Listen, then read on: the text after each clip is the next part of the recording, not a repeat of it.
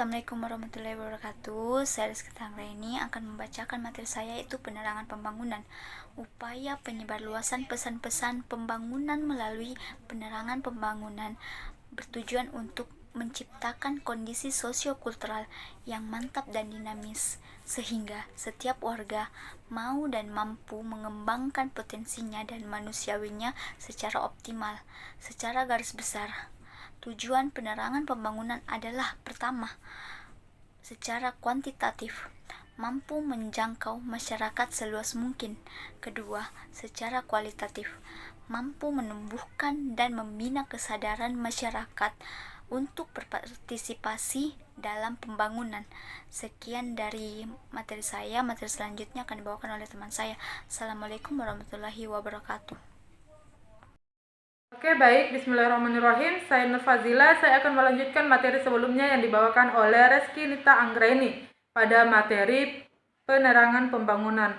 Jadi, dalam hubungan ini, operasionalisasi penerangan pembangunan diprioritaskan pada berbagai macam proyek pembangunan. Di antaranya meliputi pada bidang pendidikan, kesehatan, keluarga, transmigrasi, sandang, pangan, dan lain sebagainya. Operasionalisasi program penerangan pembangunan harus disesuaikan dengan kebijaksanaan nasional agar secara tepat dan terarah dapat dipilih, diprioritaskan masalah pembangunan yang kemudian akan dijadikan sebagai subjek pencerahan pembangunan. Perlu kita ketahui juga bahwasanya ketika suatu masyarakat mengalami perubahan pola pikir yang semakin kritis dan maju, hal ini perlu kita tingkatkan dan bina secara terus-menerus. Akan tetapi, perlu juga kita tanamkan sikap kewaspadaan karena jangan sampai terjadi polusi informasi di dalamnya yang dilakukan secara sengaja oleh oknum-oknum yang tidak bertanggung jawab. Nah, dengan perkembangan yang semakin pesat, khususnya pada informasi atau komunikasi, hal ini kita tidak harapkan terjadi dampak negatif pada masyarakat pedesaan, khususnya pada perkembangan pola pikir di pedesaan yang bersifat kritis, produktif, dan dinamis. Sekian materi dari saya. Terima kasih. Assalamualaikum warahmatullahi wabarakatuh. Perkenalkan, nama saya Luna Syafana Pasha. Kali ini saya akan menjelaskan tentang promosi inovasi pembangunan melalui media komunikasi. Nah, telah kita ketahui bersama bahwa tujuan penerangan pembangunan ialah menyebarkan pesan-pesan kepada masyarakat seluas mungkin dan secara kualitatif ialah memberikan inovasi atau membentuk kesadaran diri kepada masyarakat agar turut berpartisipasi pada pembangunan. Nah, terkait penyuluhan pembangunan, telah kita ketahui bersama bahwa penyuluhan merupakan suatu proses pendidikan di luar sekolah yang dimana saat ini populer kita temui di pedesaan, khususnya untuk masyarakat tani. Nah, sasaran utama penyuluhan ini adalah manusia, yang dimana penyuluhan bertujuan untuk mengedukasi masyarakat agar bisa menghasilkan produksi yang baik, agar bisa sejahtera baik dari materi maupun spirit, dan bisa menghasilkan usaha-usaha yang menguntungkan.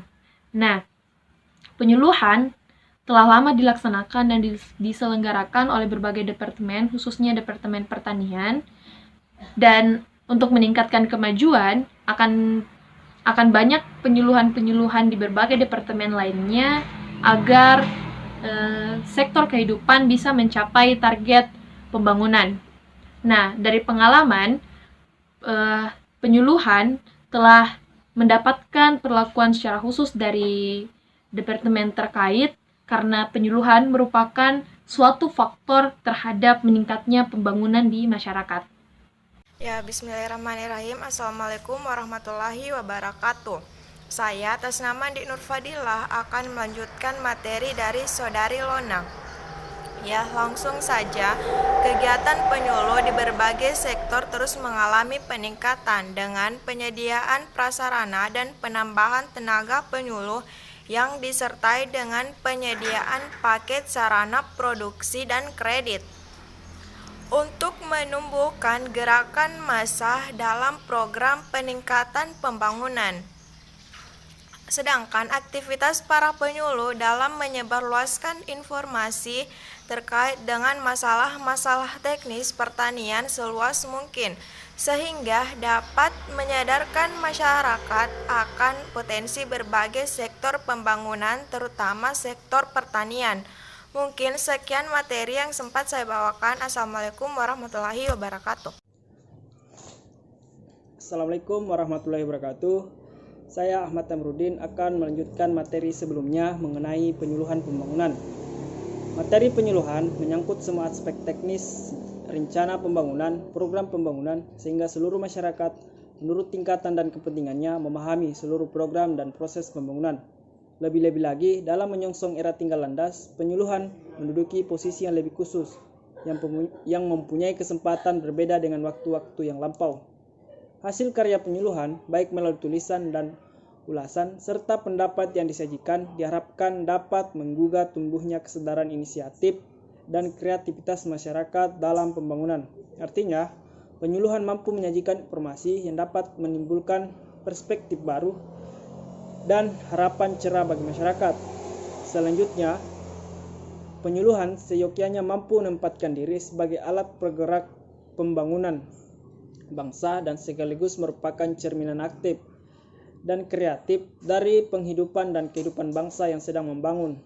Dengan cara ini, penyuluhan dapat menanamkan kepercayaan dan harapan yang wajar kepada masyarakat bahwa bangsa Indonesia mampu merencanakan dan menyelesaikan pembangunan dengan baik berdasarkan tanggung jawab terhadap cita-cita perjuangan bangsa.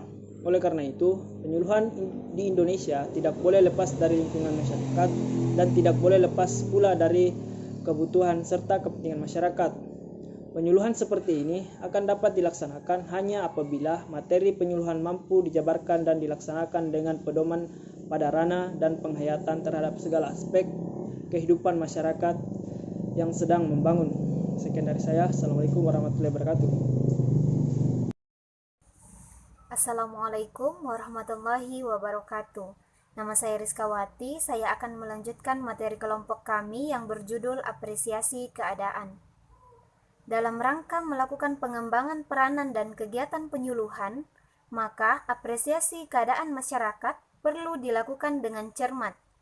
Setidaknya ada 5 langkah apresiasi keadaan masyarakat yang perlu dipertimbangkan dalam melaksanakan kegiatan penyuluhan. Yang pertama, keadaan rakyat yang menjadi sasaran penerangan atau penyuluhan masih sangat heterogen dengan kondisi sosial ekonomi dan tingkat pendidikan serta kecerdasan yang masih sangat terbatas. Keterikatan yang sangat besar oleh sebagian rakyat pada tradisi dan kondisi lingkungan juga merupakan salah satu hambatan untuk melakukan pembaruan dalam pandangan maupun sikap hidup suatu masyarakat. Selain itu, keterbatasan tingkat pendidikan juga menyebabkan sebagian besar rakyat lebih banyak menjadi masyarakat pendengar dibanding masyarakat pembaca. Sekian, itulah materi dari saya. Saya Nur Afifah Taufikah. Saya akan melanjutkan poin kedua dari apresiasi keadaan. Poin kedua yaitu geografi Indonesia sangat luas yang terdiri dari ribuan pulau dengan sarana komunikasi dan pengangkutan yang belum sempurna. Hal ini mengakibatkan banyaknya hambatan dalam menyebarluaskan informasi dari media massa secara cepat dan teratur. Poin ketiga yaitu jangkauan media massa terhadap halayak yang heterogen juga masih perlu ditingkatkan. Sebagai contoh, RRI dan TVRI yang memiliki stasiun penyiaran atau produksi baik yang stasioner maupun keliling di seluruh Indonesia seharusnya juga menjangkau seluruh pelosok tanah air, termasuk desa-desa. Baik, bismillahirrahmanirrahim. Assalamualaikum warahmatullahi wabarakatuh. Saya akan menambahkan poin dari materi kelompok saya, itu di apresiasi keadaan, di mana tujuan menggerakkan partisipasi masyarakat dalam proses pembangunan melalui ide-ide pembaruan dan perubahan bidang ekonomi, sosial, dan politik dalam masyarakat tidak selalu mudah untuk diterima, kecuali apabila ada orang-orang ataupun masyarakat yang sudah paham tentang pentingnya penyuluhan itu. Dan yang kedua yaitu di masyarakat pedesaan. Pada kenyataannya sekarang ini masyarakat pedesaan komunikasinya masih bersifat tradisional atau dua arah yang biasa dikatakan two step communication, di mana di komunikasi itu masih memiliki peran yang dominan. Jadi mereka tidak mudah menerima langsung ide pembaruan, tetapi harus melalui pemimpin setempat. Terlebih dahulu, pada umumnya pemimpin setempat menyampaikan pesan pembaruan pada rakyat melalui media komunikasi tatap muka atau antar pribadi, face to face atau interpersonal ke masyarakat tersebut. Jadi pemimpin desa menjadi lidah penghubung atau perantara dari si tim penyuluh atau orang yang ingin menyuluh tersebut agar pesannya tersampaikan. Maksud dan tujuan dari penyuluhan itu apa? Terima kasih. Sekian dari saya. Assalamualaikum warahmatullahi wabarakatuh.